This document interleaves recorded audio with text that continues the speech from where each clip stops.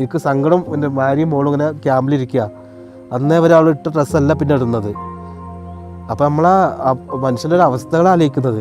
അവർ ഈ ആളുകൾ നമ്മളെ ഈ സഹായിക്കുന്ന ആളുകൾ തന്ന വസ്ത്രങ്ങൾ കൊണ്ടുവരുമ്പോൾ അവർക്ക് പാകമാണോ അല്ലേ? അവരതുവരെ ഈ 1000-ലാണ് 2000-ലാണ് ആളുകൾ എന്തെങ്കിലും ഒരു വസ്ത്രം കിട്ടിയാൽ മതിയായിരുന്നു എന്നുള്ള ഒരവസ്ഥയിലേക്ക് എത്തിയത്. ഇതുപോലെ 410 വീടുകളാണ് ഈ നഗരത്തിൽ ഒരുങ്ങിയിട്ടുള്ളത്. വീടുകൾ മാത്രമല്ല, 410 വീടുകളോട് ചേർന്ന് കുടുംബാരോഗ്യ കേന്ദ്രം, മാർക്കറ്റ്, അംഗനവാടി, കളിക്കളം, ഫുട്ബോൾ ഗ്രൗണ്ട്, പൊതു ഇടങ്ങൾ, സാംസ്കാരിക കേന്ദ്രങ്ങൾ, അങ്ങനെ തുടങ്ങി 35 സോണുകളിലായി 410 വീടുകൾ. എല്ലാ വീടുകൾക്കും 7 സെന്റ് ഭൂമി. നമുക്ക് വളരെ മനോഹരമായി 7 കൊല്ലം മുതൽ 20 കൊല്ലം വരെ ഗ്യാരണ്ടിയോടുകൂടിയുള്ള ഉപകരണങ്ങളടക്കം. നമുക്ക് എത്ര നന്ദി പറഞ്ഞാലും സർക്കാരിനോട് ഞങ്ങൾക്ക് ആ പുതിയ വാതിൽ തുറക്കുന്നതുകൊണ്ട് അതിലേക്ക് ഞങ്ങൾ പോകുന്നു.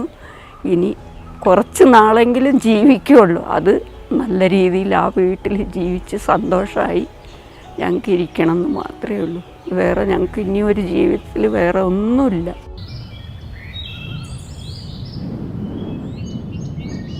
ഇവിടെ ഞായറാഴ്ച കഴിഞ്ഞാൽ ബീഫും മറ്റും മറിച്ചൊക്കെ ആയിട്ട് നല്ലൊരു ഉത്സവ പ്രതീതിയായിരിക്കും ഞായറാഴ്ച ഇവിടെ ഉണ്ടാകുക. ഈ ഉരുളുപൊട്ടിൻ്റെ തലേ ഞായറാഴ്ചയും അതുപോലെ നല്ലൊരു ഉത്സവമായിരുന്നു.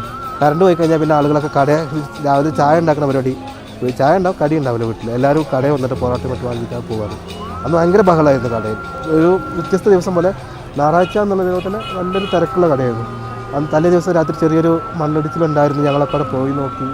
വലിയ ഒരു ഇതൊന്നും കണ്ടില്ല. ഈ നമുക്ക് പ്രയാസം ഉണ്ടാകുന്ന രീതിയിലൊന്നും നമ്മളിവിടെ കണ്ടില്ല. പിറ്റേന്ന് അന്ന് വൈകുന്നേരം ഒരു 8 മണി കഴിഞ്ഞപ്പം നമ്മളെ കയ്യിൽ നിന്ന് പോയ പോലെ ആയി.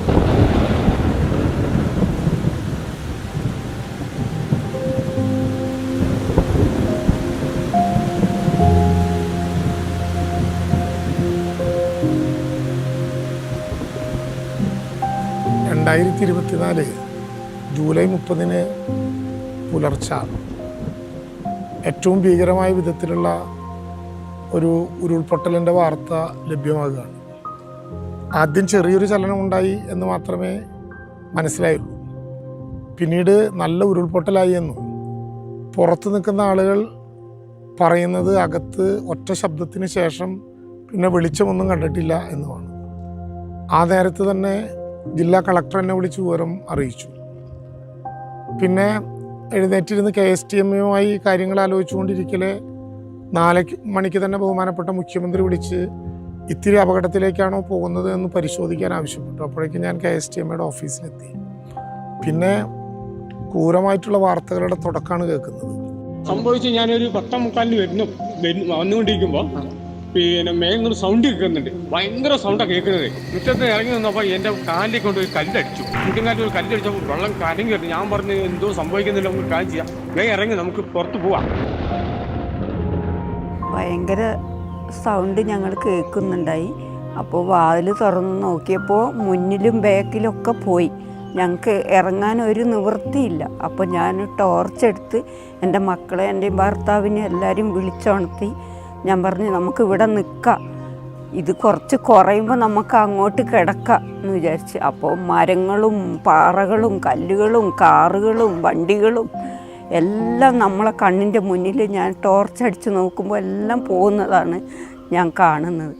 ഞങ്ങൾക്കൊന്നും എടുക്കാൻ പറ്റിയില്ല.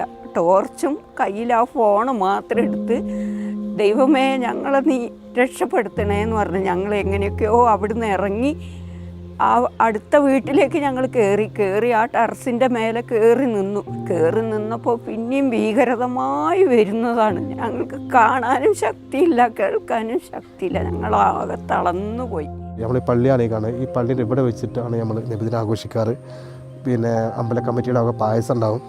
അന്ന് മുന്നിൽ നമ്മൾ രാജേട്ടൻ ഉണ്ടാവും, സുബ്രഹ്മണ്യേട്ടൻ ഉണ്ടാവും, ശിവേട്ടൻ ഉണ്ടാവും.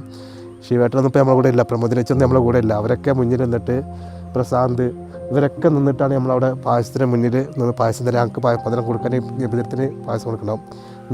ഈ പള്ളി തൊട്ടപ്പുറത്ത് തന്നെയാണ് ക്രിസ്ത്യൻ പള്ളിയുള്ളത്. ഒരു മതിൽ പോലും ഇല്ല. നിങ്ങൾക്ക് ഇവിടെ നോക്കി കാണാം. ഈ ക്രിസ്ത്യൻ പള്ളിക്കും മുസ്ലിം പള്ളിക്കും മതിലില്ല, വേലിയില്ല. അത്രയും ഒരു സ്നേഹത്തിൽ കഴിഞ്ഞൊരു നാടാണ്. പരസ്പരം അങ്ങോട്ട് ഇങ്ങോട്ട് ക്രിസ്മസ് ആണെങ്കിൽ ഞാൻ കേക്ക് മുറിച്ചിട്ടും, നബിദിനാണെങ്കിൽ അമ്പല കമ്മിറ്റിയുടെ ഒക്കെ പായസവും, പിന്നെ ഇതാണെങ്കിൽ ഉത്സവമാണെങ്കിൽ പള്ളി കമ്മിറ്റിക്കാരെ വക അരി കൊടുത്തിട്ട്, അന്നദാനത്തിലുള്ള അരി കൊടുത്തിട്ടൊക്കെ അങ്ങനെ ഒരു കഴിഞ്ഞൊരു നാട്. ഈ നാടിൻ്റെ അവസ്ഥയാണ് ഇപ്പോൾ ഈ കാണുന്നത്.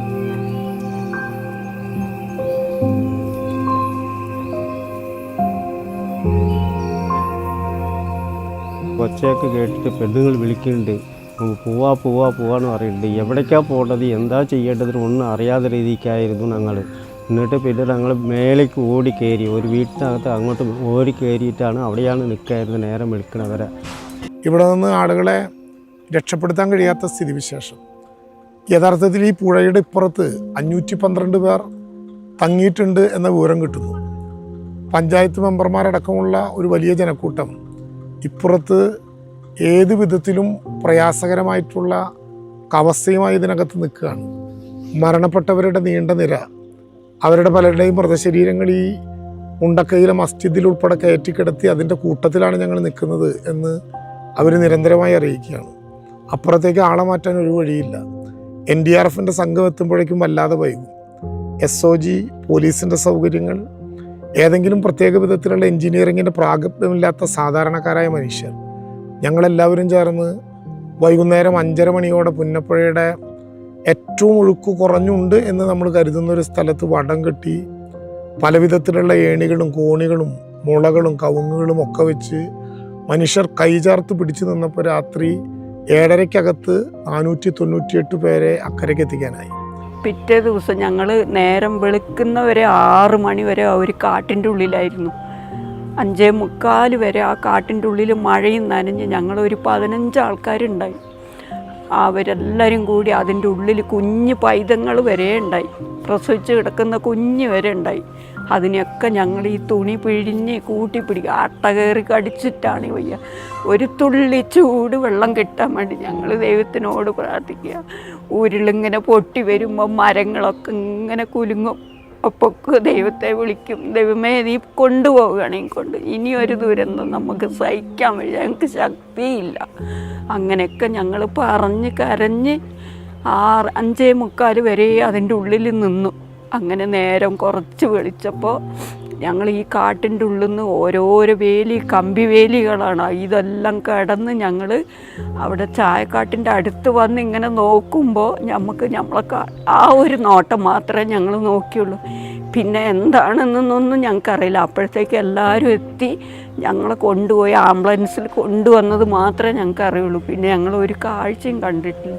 പിന്നെ ഈ ക്യാമ്പിൽ വന്ന് കിടന്ന് ഞാൻ 3 മാസം കൗൺസിലിങ്ങിന് പോയി. അത്രയും ഞാൻ മാനസികമായി തളർന്നു പോയൊരു വ്യക്തിയാണ് ഞാൻ. ഭക്ഷണം കിട്ടാത്തൊരു ദിവസം, വസ്ത്രങ്ങളില്ലാത്ത, പിന്നെ ആളുകൾ തരുന്ന സഹായത്തിന് ഈ വസ്ത്രങ്ങൾ കൊടുക്കുന്നതും എന്താ പറയുക, ഈ എൻ്റെ ഭാര്യയ്ക്ക് എനിക്ക് സങ്കടം. എൻ്റെ ഭാര്യയും മോളും ഇങ്ങനെ ക്യാമ്പിലിരിക്കുക. അന്നേ ഒരാൾ ഇട്ട ഡ്രസ്സല്ല പിന്നെ ഇടുന്നത്. അപ്പോൾ നമ്മളെ മനുഷ്യൻ്റെ ഒരു അവസ്ഥകൾ ആലോചിക്കുന്നത്. അവർ ഈ ആളുകൾ, നമ്മളെ ഈ സഹായിക്കുന്ന ആളുകൾ തന്ന വസ്ത്രങ്ങൾ കൊണ്ടുവരുമ്പോൾ അവർക്ക് പാകമാണോ അല്ലേ, അവരതുവരെ ഈ 1000-ലാണ് 2000-ലാണ് ആളുകൾ എന്തെങ്കിലും വസ്ത്രം കിട്ടിയാൽ മതിയായിരുന്നു എന്നുള്ള ഒരവസ്ഥയിലേക്ക് എത്തി. അതും ഇവരൊക്കെ ഇടുന്ന വസ്ത്രത്തിന് പോലെ അല്ല കിട്ടുന്നത്. ഞാൻ അന്നേരം ഇട്ടാണ്. പിന്നീട് ഞാൻ ഇടുന്ന ഒരു ബനിയനും, കൽപ്പന ടൗണിൽ കൂടെ ഞാൻ 1 മാസത്തോളം ബനിയനും ഒരു പഴയ തുണി എടുത്ത് നടക്കേണ്ട അവസ്ഥയായി.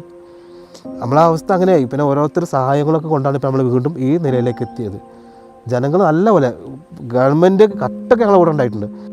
ഓഗസ്റ്റ് 25-നകം 18 ക്യാമ്പുകളിൽ നിന്നും ജനങ്ങളെ മാറ്റി സ്വന്തമായ വീടില്ലാത്തവർക്ക് ബന്ധുവീടുകളിലേക്ക്, സർക്കാരിൻ്റെ ക്വാർട്ടേഴ്സുകളിലേക്ക്, വിവിധങ്ങളായ വിധത്തിലുള്ള വാടക കെട്ടിടങ്ങളിലേക്ക്, വാടകയ്ക്കെടുത്ത വീടുകളിലേക്ക് 6000 രൂപ വീതം മുടങ്ങാതെ മാസം കൊടുക്കാം എന്ന ധാരണയിൽ അന്ന് എല്ലാവരെയും മാറ്റി. ആഗസ്റ്റ് 25-ാം തീയതിയാണ് ആദ്യഘട്ടത്തിൽ ക്യാമ്പുകളിലുണ്ടായ 18 ഇടങ്ങളിൽ നിന്ന് ആളുകളെ മാറ്റുന്നത്. നമുക്ക് എത്ര നന്ദി പറഞ്ഞാലും സർക്കാരിനോട്, ഞങ്ങൾക്ക് ആ പുതിയ വാതിൽ തുറക്കുന്നതുകൊണ്ട് അതിലേക്ക് ഞങ്ങൾ പോകുന്നു. ഇനി കുറച്ച് നാളെങ്കിലും ജീവിക്കുള്ളൂ. അത് നല്ല രീതിയിൽ ആ വീട്ടിൽ ജീവിച്ച് സന്തോഷമായി ഞങ്ങൾക്ക് ഇരിക്കണം എന്ന് മാത്രമേ ഉള്ളൂ. വേറെ ഞങ്ങൾക്ക് ഇനി ഒരു ജീവിതത്തിൽ വേറെ ഒന്നുമില്ല.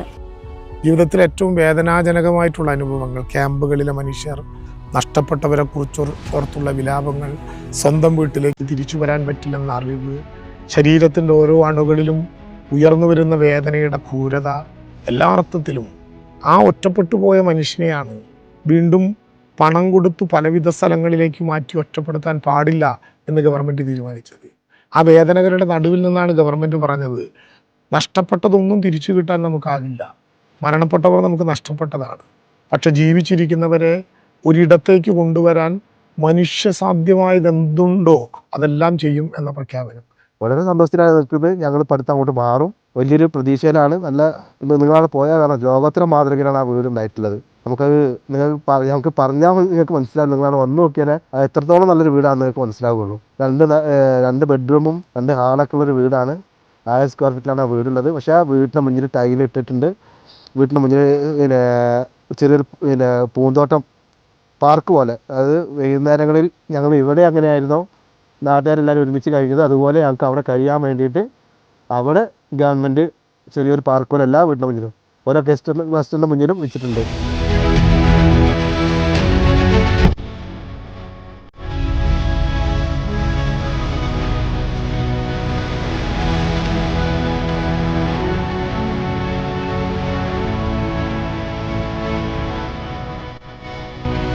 ഇതാണ് എനിക്ക് കിട്ടിയ വീട്.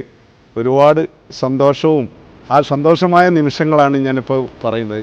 മുഖ്യമന്ത്രി ഉദ്ഘാടനം ചെയ്യുന്ന വീടുമാണ്. പിന്നെ ഒരുപാട് സന്തോഷമുണ്ട് ഈ സർക്കാരിനോട് പറയാനുള്ളത്. ഒരുപാട് ഞങ്ങളെ കൂട്ടിപ്പിടിച്ചതിൽ ഒരുപാട് സന്തോഷമാണ്. എന്താ പറയേണ്ടതെന്ന് വാക്കുകളില്ല ഞങ്ങൾക്ക്. കാരണം അത്രയും ഞങ്ങളെ എല്ലാതും നോക്കി ഞങ്ങളെ കൈകാര്യം ചെയ്ത് തന്നിട്ടുണ്ട്. എന്തെല്ലാം ചെയ്തു തന്നിട്ടുണ്ട് അതെല്ലാം ചെയ്തു തന്നിട്ടുണ്ട് ഞങ്ങൾക്ക്.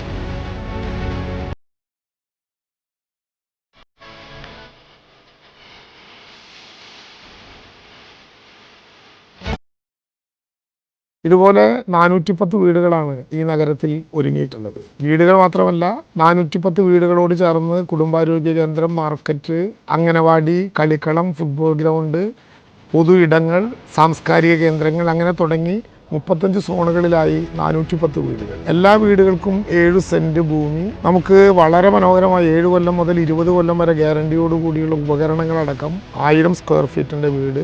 മുകളിൽ 3 നില വരെ പണിയാൻ പറ്റുന്ന വിധത്തിൽ ഭദ്രമായിട്ടുള്ള അടിത്തറ, 2 കിലോവാട്ട് പവറുള്ള ഒരു സോളാർ പ്ലാന്റ് ഉണ്ട്, നേരെ റോട്ടിലേക്ക് കടക്കാവുന്ന ഗേറ്റ്, എല്ലാ സോണിലും വളരെ മനോഹരമായിട്ടുള്ള ഗ്രീനിഷ് ഏരിയ. ഇങ്ങനെ ചൂരൽമലയിലെ പുതുനഗരം ഒരുപക്ഷെ ദുരന്ത നിവാരണ ചരിത്രത്തിൽ ആദ്യത്തെ അനുഭവമാണെങ്കിൽ പോലും അത് വളരെ വ്യത്യസ്തമാവുകയാണ്. പഴുതടച്ചിട്ടുള്ള സംഘാടനവും ശ്രദ്ധേയമായിട്ടുള്ള ഡിസൈനും ഈ വീടുകളെ മനോഹരമാക്കുക മാത്രമല്ല ഉറപ്പുള്ളതാക്കുക കൂടി ചെയ്തിട്ടുണ്ട്. സിവിൽ എഞ്ചിനീയറിംഗ് മാത്രമല്ല, ഒരു ഡിസാസ്റ്റർ എഞ്ചിനീയറിംഗ് കൂടി ഇതിൻ്റെ ഭാഗമായി നാം കാണുന്നു.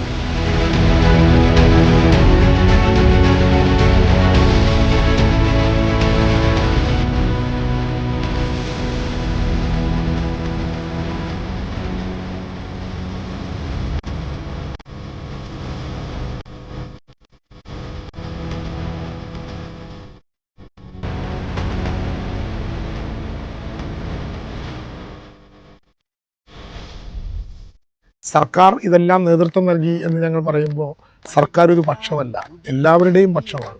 3.25 കോടി വരുന്ന മലയാളിയുടെ പ്രതീകമാണ്. അത് എല്ലാ മലയാളിയുടെയും വികാരത്തോടെ ഈ പ്രവർത്തനങ്ങൾക്ക് നേതൃത്വം നൽകി എന്നുള്ളത് ദുരന്ത നിവാരണത്തിലും ദുരന്ത ലഘൂകരണത്തിലും കേരളം ലോകത്തിൻ്റെ മുമ്പിൽ അവതരിപ്പിക്കുന്ന മഹനീയമായ ഒരു ലോകമാണ്. മനോഹര തീരത്തങ്ങനെ ഉയർന്നു നിൽക്കുമ്പോൾ അഭിമാനത്താൽ ഞങ്ങൾ പാടും നിന്നുടെ ചരിതങ്ങൾ. ആഗാനത്തിനു ശ്രുതിമീട്ടുന്നീ പുഴയിലെ ഓളങ്ങൾ, ആനാദത്തിനു തുടികൊട്ടുന്നു വയനാടൻ മക്കൾ.